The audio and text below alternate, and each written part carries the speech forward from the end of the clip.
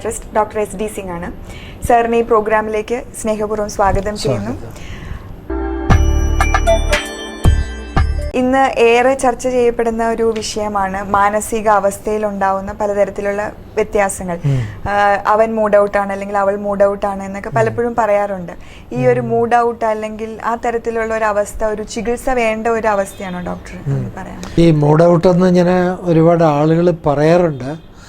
അത് അവരുടെ ഒരു താൽക്കാലിക അവസ്ഥയാണോ അതോ ഒരു നീണ്ടു നിൽക്കുന്ന അവസ്ഥയാണോ എന്നുള്ളത് വിശദമായി സാധാരണ നോക്കിയാലേ അറിയാൻ പറ്റുള്ളൂ.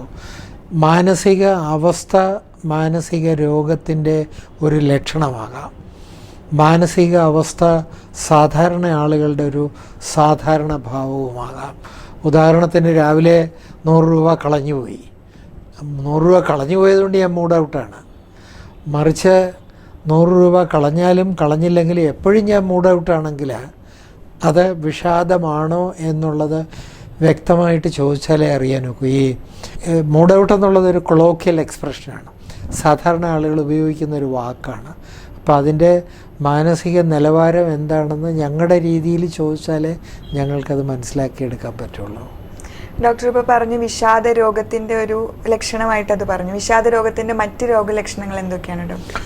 വിഷാദ രോഗത്തിൻ്റെ ലക്ഷണങ്ങൾ പറയുകയാണെങ്കിൽ 1000 ലക്ഷണങ്ങൾ കാണും.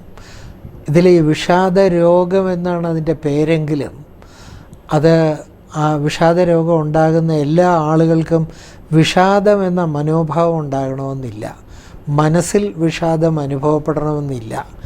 അവരുടെ പെരുമാറ്റത്തിൽ ഉദാഹരണത്തിന് ദേഷ്യം കൂടുതലുള്ള ഒരാൾ, ഈ ദേഷ്യം കൂടുതൽ ഉള്ളത് അയാൾക്ക് സാഹചര്യവുമായിട്ട് ഇണങ്ങിച്ചേരാൻ പറ്റാത്തതുകൊണ്ടാണ്, ചുറ്റുമുള്ള ആളുകളുമായിട്ട് ഇണങ്ങിച്ചേരാൻ പറ്റാത്തത് കൊണ്ടാണ്. കാരണം അയാളുടെ മനസ്സിൽ വിഷാദ ഭാവം ഉള്ളതുകൊണ്ട് അത് പുറത്തേക്ക് ബഹിർഗമിക്കുന്നത് ചിലപ്പോൾ ദേഷ്യമായിട്ടായിരിക്കും. അല്ലാതെ ഈ വിഷാദ രോഗമെന്ന് കേൾക്കുമ്പോൾ സാധാരണ ആളുകൾ ആലോചിക്കുന്ന എപ്പോഴും താടിക്ക് കൈ കൊടുത്തിരുന്ന് കരയുന്ന ഒരു മുഖഭാവം ഇല്ലല്ല. വിഷാദഭാവമുള്ളവർ കൂടുതൽ ചിരിക്കുന്നവർ കാണും, കൂടുതൽ തമാശ പറയുന്നവർ കാണും. കാര്യം അവരുടെ വിഷാദം അവർക്കറിയാം. അതിനെ അവർ കോമ്പൻസേറ്റ് ചെയ്യാനായിട്ട് ശ്രമിക്കുമ്പോൾ ചിലപ്പോൾ ഇത്തിരി കൂടിപ്പോകാറുണ്ട്. അവിടെയാണ് ഈ ഉന്മാദാവസ്ഥ വരുന്നത്. വിഷാദം കോമ്പൻസേറ്റ് ചെയ്യാൻ ഓരോ ആളുകൾ സ്വയം ശ്രമിക്കുമ്പോഴും ചിലപ്പോൾ അത് ഇത്തിരി ഓവർ കോമ്പൻസേറ്റഡായി പോകും. അപ്പോഴാണിത് പതുക്കെ ഉന്മാദത്തിലേക്ക് എത്തുന്നത്. നമ്മളെല്ലാ സാധാരണ ആളുകൾക്കും മൂഡ് ചേഞ്ചസ് വരാറുണ്ട്. ഉദാഹരണത്തിന് രാവിലെ നമ്മളെല്ലാം എഴുന്നേൽക്കുമ്പോൾ we are fresh in the morning, നല്ല ഫ്രഷായിട്ട് എഴുന്നേൽക്കും. ഉച്ചയാകുമ്പോഴത്തേക്കും ഒരു ക്ഷീണമാകും. വൈകുന്നേരമാകുമ്പോൾ അതാകെ ഒരു തളർച്ചയാകും. ചിലപ്പോൾ എനിക്ക് വയ്യ എന്ന് വൈകുന്നേരം പറയുന്ന ഒരവസ്ഥ വരും. ഉറങ്ങിക്കഴിഞ്ഞ് പിറ്റേ ദിവസം രാവിലെ എഴുന്നേൽക്കുമ്പോൾ ബ്രെയിൻ ഗെറ്റ്സ് ഡീടോക്സിഫൈഡ്. പിറ്റേ ദിവസം രാവിലെ ആൾ ഫ്രഷാകും. ഇതിന് ഞങ്ങൾ ഡയോണൽ വേരിയേഷൻ ഓഫ് മൂഡ് എന്ന് പറയും. ഇത് നോർമലാണ്. പക്ഷേ ഈ ചേഞ്ചസ് രാവിലെ എഴുന്നേൽക്കുമ്പോഴേ ഒരു ഉന്മേഷമില്ല, താല്പര്യമില്ല, എനിക്ക് വയ്യ എന്നുള്ള മട്ടിൽ എഴുന്നേൽക്കുന്നത് അത് വിഷാദ രോഗത്തിൻ്റെ ലക്ഷണമാണ്. അങ്ങനെയുള്ള ആളുകൾക്ക് ആസ് ദ ഡേ അഡ്വാൻസസ് പതുക്കെ അവർ മെച്ചപ്പെട്ട് വരും. വൈകുന്നേരം ആകുമ്പോൾ അവർ ചിലപ്പോൾ അങ്ങ് ബ്രൈറ്റ് ആകും. അത് ഒരു ഹെൽത്തി മൂഡുള്ള ലക്ഷണമല്ല. അപ്പോൾ ഇതൊക്കെയാണ് ഇതിൽ പ്രധാനമായിട്ട് വരുന്നത്.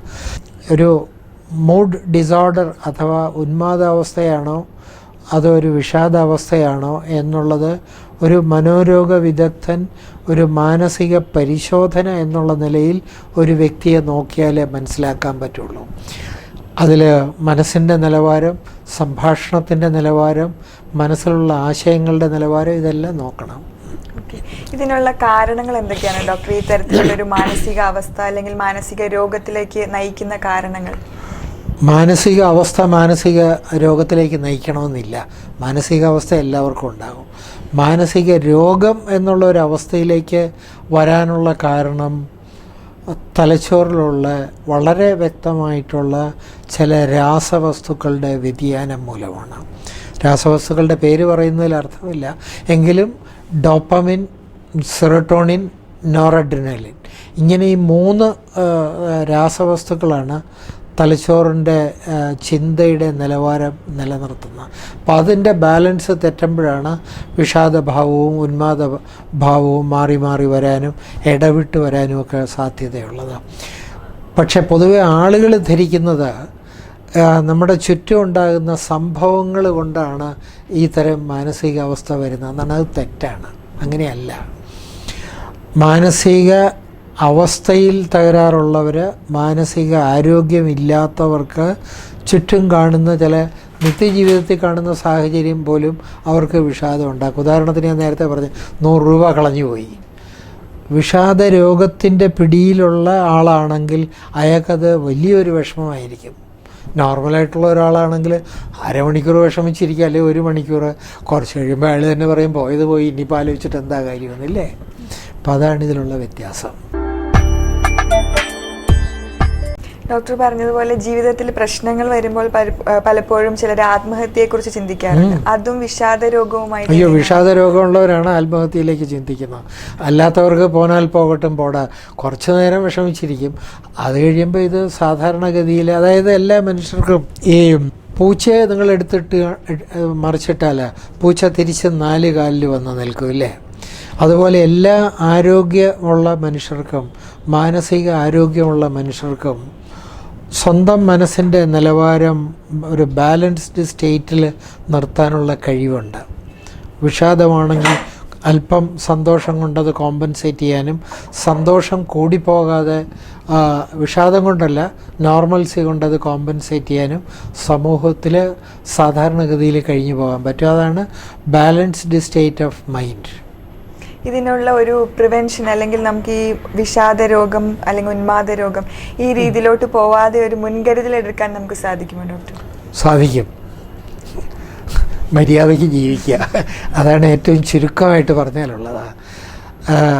നമ്മുടെ സമൂഹത്തിലുള്ള സാമൂഹ ആചാരങ്ങൾ, നിത്യജീവിതത്തിലുള്ള കടമകൾ, കടപ്പാടുകൾ, അങ്ങനെയുള്ള കാര്യങ്ങൾക്കെല്ലാം അർഹിക്കുന്ന ഒരു സ്ഥാനം കൊടുക്കുകയും നമ്മുടെ ജീവിതചര്യയിലുള്ള ആഹാരം, ഉറക്കം, വ്യായാമം, വിനോദം, വിശ്രമം, ഐ റിപ്പീറ്റ്, ആഹാരം, ഉറക്കം, വിനോദം, വിശ്രമം, വ്യായാമം, ഈ 5 ഘടകങ്ങളും ബാലൻസ്ഡ് സ്റ്റേറ്റിൽ കൊണ്ടുപോകാൻ, ഒരു ബാലൻസ്ഡ് സ്റ്റേറ്റിലായിരിക്കുകയും നമ്മുടെ ആചാര അനുഷ്ഠാനങ്ങളെ, സമൂഹത്തിലുള്ള സാമൂഹ്യ നീതി എന്ന് പറയാം, അതിനെയെല്ലാം നമ്മൾ അംഗീകരിക്കുകയും ചെയ്യുന്ന ഒരു സ്ഥിതിവിശേഷമാണെങ്കിൽ സാധാരണഗതിയിൽ ഞങ്ങൾ we say it mentally healthy, mentally happy.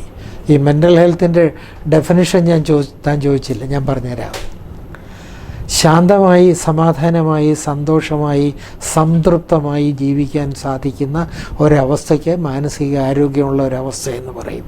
ഇതിൽ നിന്ന് അല്പസ്വല്പ വ്യതിയാനങ്ങൾ എല്ലാ മനുഷ്യരിലും ഉണ്ടാകും.